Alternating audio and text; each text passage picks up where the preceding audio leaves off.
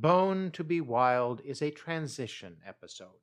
We had huge, heavy revelations during Crichton's time on Scorpius's Gamma base, including adding 3 new cast members.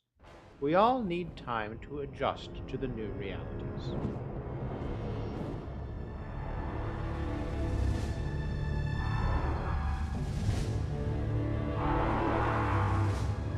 The Peacekeeper scan is directly over us. Now. But Moya isn't a German U-boat, so we need a plot device. Oh, look! It appears to be some sort of distress call. Source? From one of the surrounding asteroids. I'll see if I can isolate it. Please help me. I'm stranded here with my family. We're under attack. Please help us. Please come quickly, as soon as you can. There's a creature. Distress call. Directed at us.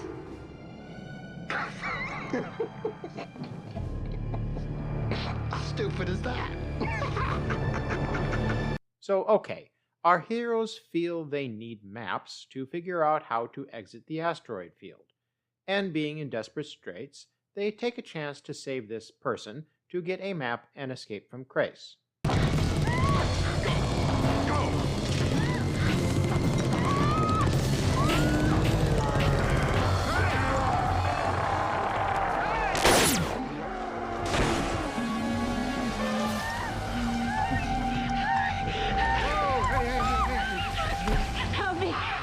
Help me, please. It's all right, you're safe now. Where are the others? Where's your family? You have to protect me. No, listen to me. Where are the others? They killed them all. Please help me. They're dead? Please help me, please. He got away. He knows the terrain too well. My name is Zan, this is Crichton, that's Dargo. We are here to help you, dear. What's your name? I am Emily. We have a creature trying to kill Emily, who is smart enough to enter the transport pod, and our guys are dumb enough to shoot up the transport pod, disabling it. Zan, Crichton, and Dargo on the asteroid saving Emily is one of 3 plot threads in this episode. The second involves Aaron, who Pilot has asked to stay on board because... I don't know who else I can trust but you. Trust about what? Aware that Moya's offspring isn't normal. The Peacekeepers have altered its genetics, created a ship that is part Leviathan, part attack vessel. We've all seen the baby's weaponry. Moya is having difficulty establishing a connection to her progeny. How so? The offspring knows he is different. There is tension between Moya and him. What do you expect me to do about it? You were a peacekeeper. You, better than any of us, might understand what's been done to him. If Moya were told, perhaps she could solidify his trust in her and us. Aaron and we get to meet one of our new cast members. Unbelievable.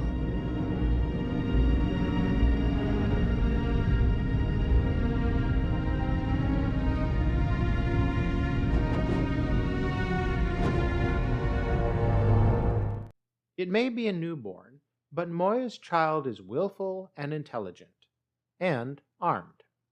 Much more of this new character to come, though not much in this episode.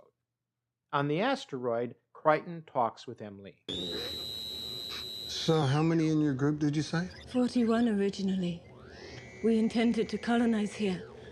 My father, my mother, 2 brothers. And they're all... The creature gets ravenous often. That's her story, anyway, but can she be trusted? Trust no one, Commander Crichton. It's coming. I'm almost finished, I've got what I need. You better pick it up. Emily! Damn it! You go after I finished. Emily!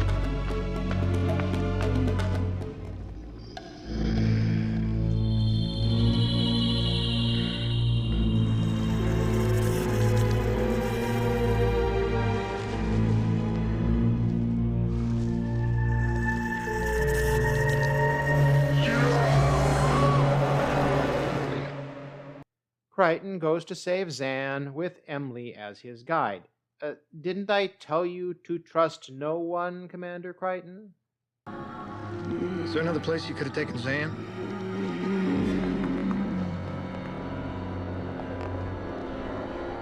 You all right? I'm feeling hungry.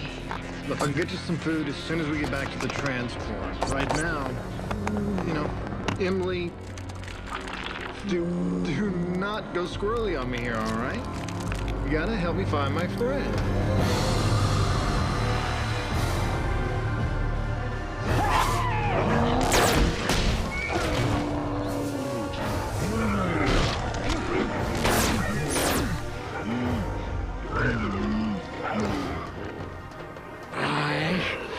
I'm not your enemy. She is. How does Crichton know he can trust this guy? Well, Bernie has a better story. Yeah, a few words would have saved us a whole lot of trouble. I find this atmosphere very thin. The slightest exertion leaves me unable to speak. I had no breath left. John, Emily's a calcivore. She's a feeder of bone. So she was gonna eat me? Yes, just your skeleton. The flesh is left to rot. So what are you doing in our transport pod? Trying to warn you. I know how the beast tricks our prey. Yeah, she said you were the monster. Oh, yes, my parents believe so too. But it was just a phase all children go through. Bernie's a scientist, John. Scientist. Botanistic pharmacology, much like the beautiful Zan. I'm but a layperson compared to you, Bernie. Plants as medicine. Yes. My ancestors seeded this barren asteroid over 300 cycles ago. I simply led the first team of harvesters. What happened to the rest of your team? Sorry. Forget that I asked. 26 in all, including my mate. Who to trust is a major theme in this episode. I wish there was more time for this, but there isn't any time. You are going to have to decide if you will trust your mother. Us. If you're going to trust me.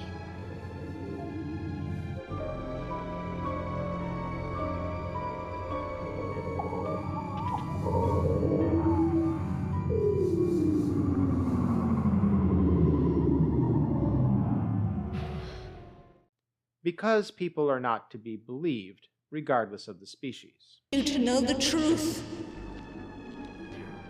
Is that before or after I supply your recommended daily allowance of calcium?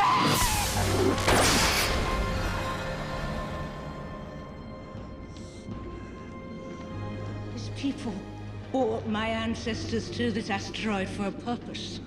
To rid it of all herbivorous life forms. So what are you saying, Spiky? You saying there used to be planet-eating life here? Thousands of creatures. Plenty of food for my ancestors. Plenty of food. Until there was nothing. Bernie's kind must have known that your people would eventually decimate the food supply. They expected us to do their dirty work for them and be long dead by now. Only their precious plants would remain. How did you survive?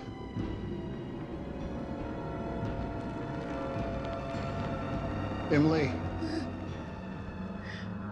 In the end, we only had each other. And then Bernie's people arrived. And they became prey. I was hungry. Which encourages Crichton As to you are switch now. sides again. What are you doing here? Surprised I'm not Emily food. I mean, I want Swamp Thing here ain't the Mr. Rogers scientist we thought he was. You forgot to mention how your ancestors brought Emily's people here, didn't you? It was the only natural way to protect what we were growing here. Emily threw you a curve. She survived. She slaughtered my mates. With good reason, it sounds like. Now, forgive me for not getting into the blow-by-blow of the deceitful machinations of both Emily and Bernie for the rest of the episode. Suffice to say that Dargo convinces Emily to suppress her urges long enough to get her in the hands of the Peacekeepers. Zan, we have to find a way to take her with us somehow, some way. No, not unless you're willing to sacrifice your shipmates one at a time. Dargo told me there were others coming, called Peacekeepers. I will try to hold on until then. And of course, Crichton saves Zan from the duplicitous mad scientist Bernie. Did you get her? Did you kill Emily? Nope. And Zan? Yeah, Aren't you supposed to be looking for her? You know, it's funny. Sometimes I'm very, very slow. Zan's a Delvian. Plant, right? Not animal. No bones. Fibers instead of bones, so no calcium. And them Lee's got a great nose. So what would she want with Zan? Where is she? What are you doing?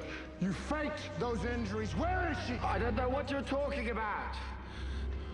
Please, leave my specimens alone. Zan. Damn, where's the button on this thing? I can do it, I can do it. Step away from my machine. Why would you do this to her? She's a Delvian. I have lived over 200 cycles, consumed by my life's work as a botanist. Until today, I could only dream of sampling such an incredible species. She has a name. It's Zan. She is not dead, nor will any harm come to her. She's in a test tube, Jack. Through her, we might discover medical cures even our future dreamers dare not envision. Is that not a fair trade-off? Not to her. And not to me.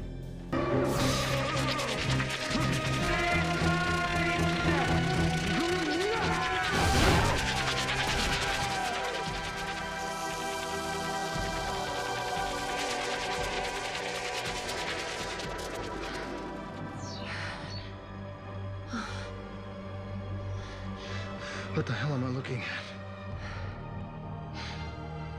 Justice. A bit of DNA mad scientist vibes there, which is hardly a bad thing. But I mentioned that there is a third plot thread in this episode. That would be the face-off between our two villains. What are you doing here? Admiring your quarters, Captain. Quite opulent. Even by Captain standards. I've never understood the need of some warriors to memorialize their conquests. Does displaying this decaying flesh remind you of past instances when you were powerful? Your branch of the service gives you special privileges, Scorpius, which does not include disrespect of rank. I want you off my ship. Of course you do. Candidly, Captain, you have continually failed in all your duties. Your vector for success has grown quite small. Stray outside it, and I fear this ship will soon be in need of someone else to command her.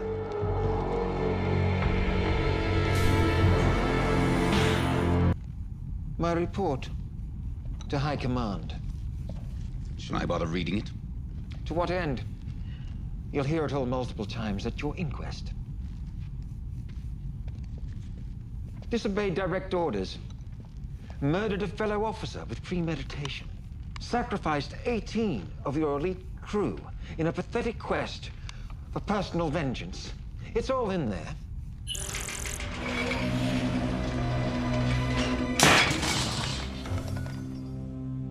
You are unfit for duty by any measure. I personally intend to see you stripped of rank and office. So you can take command of my carrier? I already have.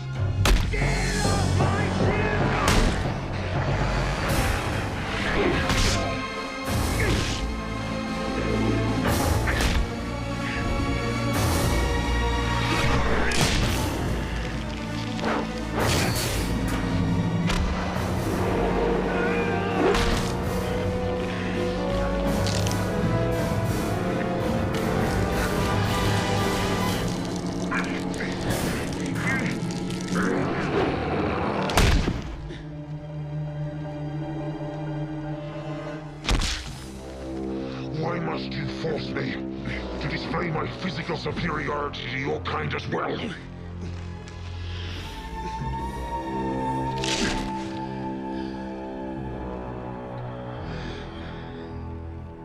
If you want to fight anyone, attack your executioner.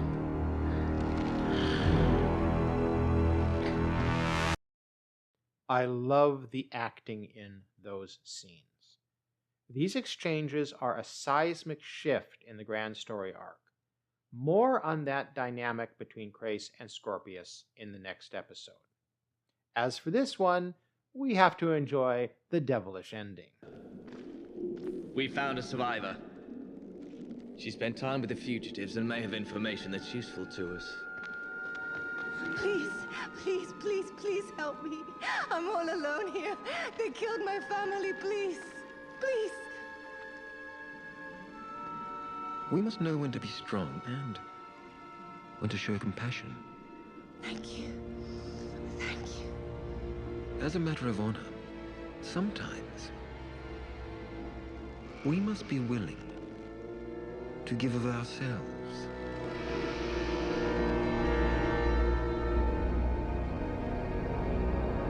What we learn in this episode. Well, one, Dargo has allergies. This is the most miserable place I think I have ever been. Where you see misery, Dargo, I find the end of misery. Well, to put things in perspective, Zan, you are the least thing on this asteroid that I am allergic to. The big guy's got a point. My rashes have got rashes. Ah, humans aren't so deficient, huh, Dargo?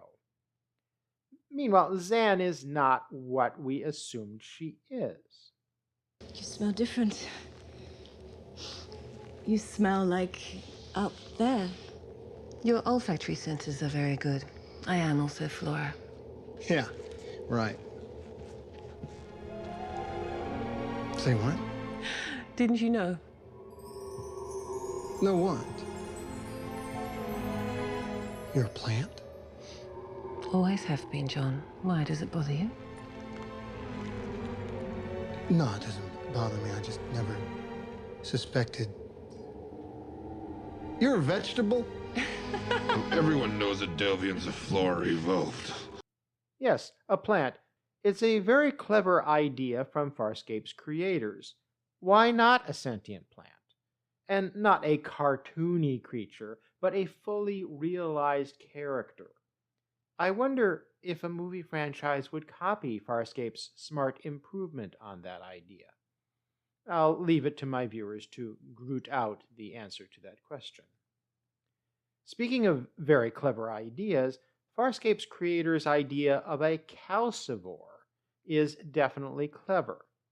There's no analog in Earth's biosphere, but it's another idea that movie franchises can rip off from Farscape. Bone to be Wild broadens our biological horizons in several ways. We met the new baby in the family. It's a Leviathan, son of Moya, but it is not a normal Leviathan. It has weapons, a result of genetic manipulation by the Peacekeepers. Aaron can communicate with it and helps Moya connect with her child. Officer Sun, Yes, pilot. Moya has asked me to relay to you how well she and her offspring are communicating now. All thanks to you. Ponderables. Why do our heroes feel they need maps to exit the asteroid field? Moya has sensors and Pilot has great skill in computation. Surely they could plot a course out of the field fairly easily. It's a weak plot dilemma. The asteroid that is the setting of this episode is a Laputan absurdity. Asteroids lack the mass to retain an atmosphere. Yet, whatever species Bernese people are, they spent many cycles cultivating this plant paradise, but basic realities of physics make such an endeavor impossible on an asteroid. A planet, definitely. A moon, sure, but not an asteroid, sorry. Another problem with this plant paradise is the desire of Bernese people to create a biosphere with no animals, no aviary, and no insects. But as any scientist will tell you, that wouldn't be a sustainable biosphere.